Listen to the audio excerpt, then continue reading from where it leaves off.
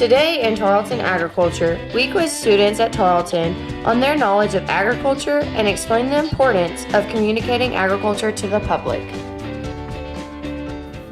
So it's important to communicate agriculture to the public because for the most part, the general consumer is not involved in agriculture.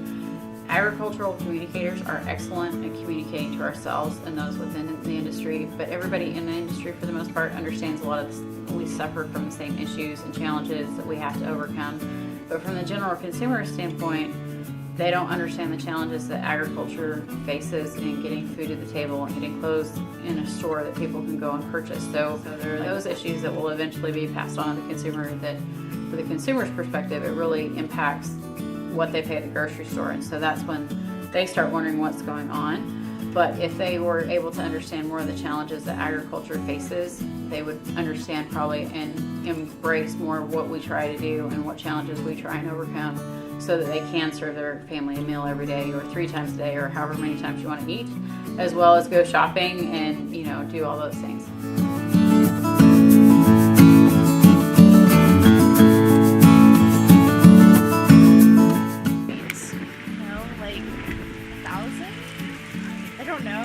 I don't know. Okay. I don't even know what farm feeds is. 10 to 15,000. 3.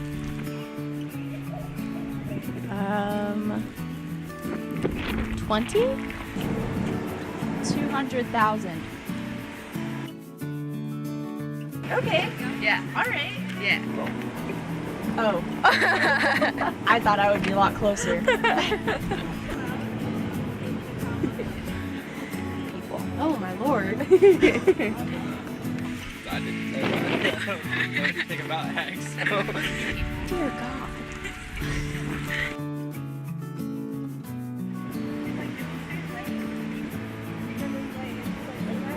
Double? 10%.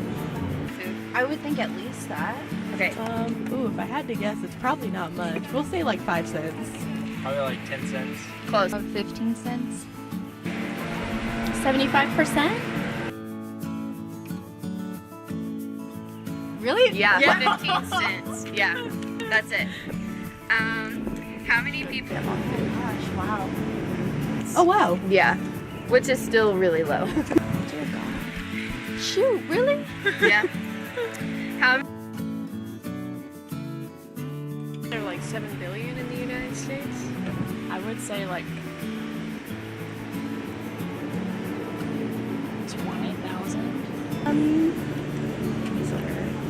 Maybe like 30,000. I don't have a number. I know it's like 2% of people, but I guess if I had to guess like a number, 2% of the U.S. is like, I'm bad at math.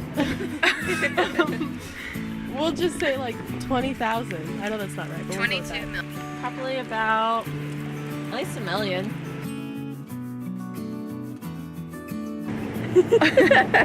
Way off there. Okay. Okay. Definitely not close at all. That's fine. Oh wow. Yeah. Yeah.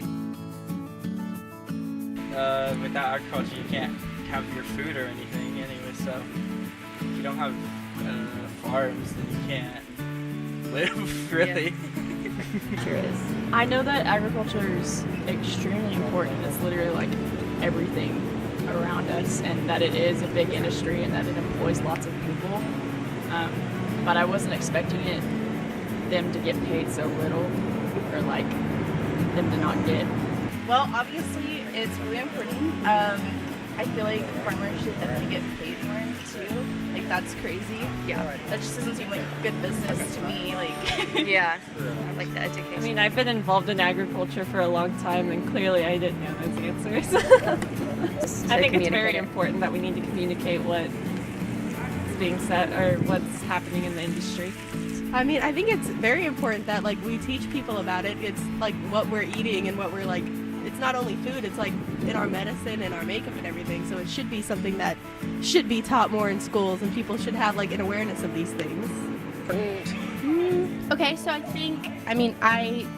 was raised in the DFW area, so agriculture is not something that was in my normal conversation growing up. But coming to Tarleton, I've learned a lot more about it and the importance of it, and I do have a lot of family that is involved in the agriculture community in Georgia, and so I hear a lot about it, and I think that agriculture really grows leaders more than we know, more than a lot of people would expect. And so I think that's a common myth to think that people who are in agriculture might not be as educated or as smart. And so I've met so many incredible leaders and scholarly people who are involved in agriculture. And so, yeah.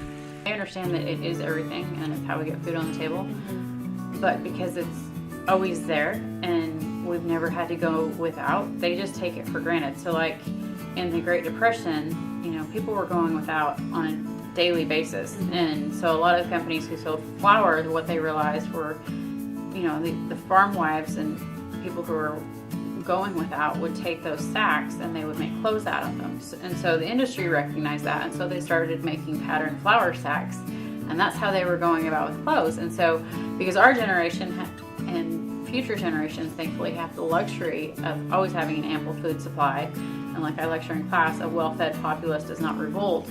And so that's almost a guarantee. So when it's a guarantee, you take all of that for granted. So while it is everything, it's also nothing at the same time, because you've never had to do without. If you've never had to worry about where your next meal is coming from, you just assume that when you go to the grocery store, there's going to be food, and that's just your norm.